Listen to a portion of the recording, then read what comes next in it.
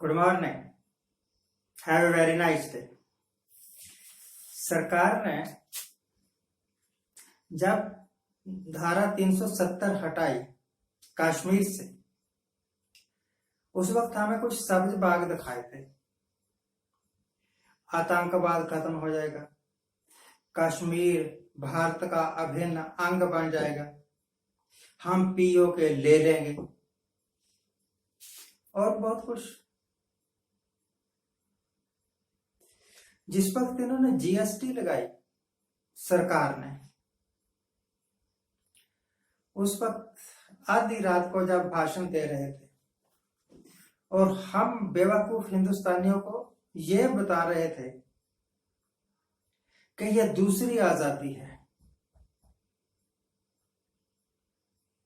आज आधी रात को मैं जब बोल रहा हूं, मिस्टर नरेंद्र मोदी साहब कह रहे थे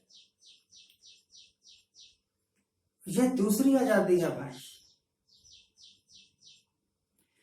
पहली आजादी 15 अगस्त 1947 को थी और दूसरी आजादी अब जब के मैं जीएसटी की अनाउंसमेंट कर रहा हूं। मेरे ख्याल यही इवेंट थी, अगर मैं भूल नहीं रहा। अगर मैं भूल रहा हूं तो माफ कर देना, क्योंकि भैया मैं बुढ़ा आदमी हो गया हूं, तो भूल जाना तो स्वाभाविक है। दूसरी आजादी की अनाउंसमेंट करते वक्त साहब ने कहा था कि अब टैक्सों के आतंक से आजादी मिल गई, अब लोगों को बहुत बड़ी राहत मिलेगी। पहले दूध पर, दही पर, पनीर पर भी टैक्स होता था, अब नहीं होगा। मेरे जैसे सभी बेवकूफों ने उनकी बात पर यकीन कर लिया था।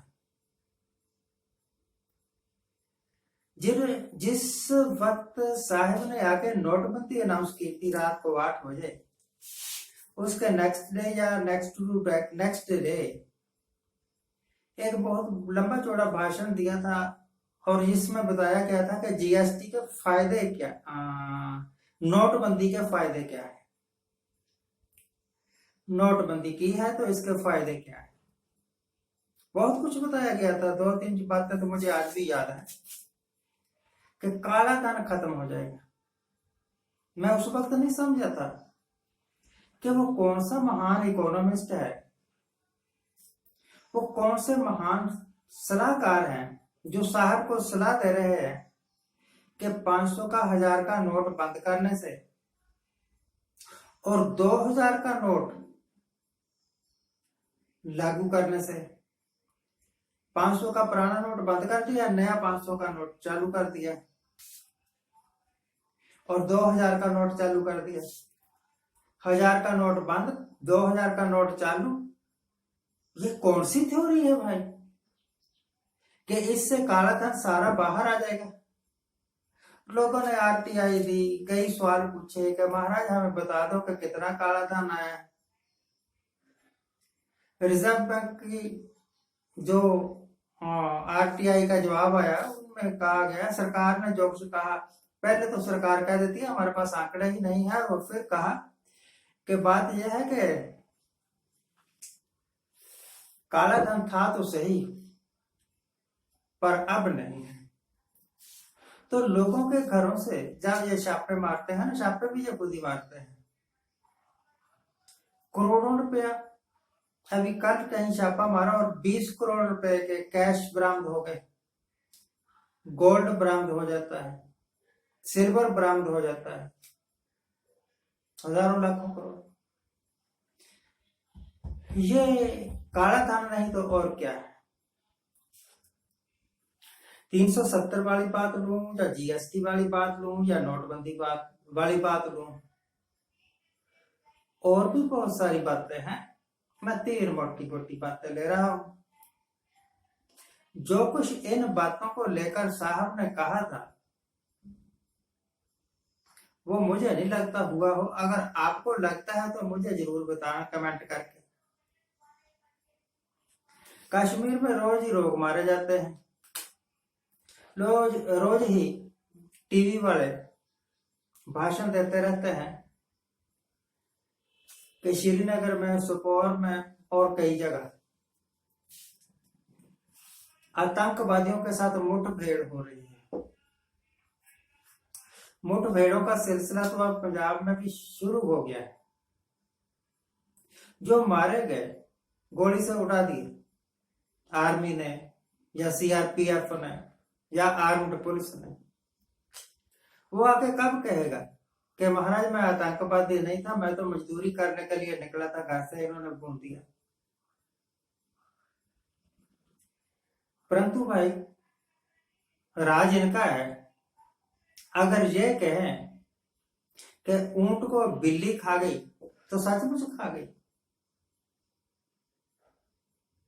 अगर ये कहें कि ये भी शेर है जो हमने संसद के ऊपर लगाया है,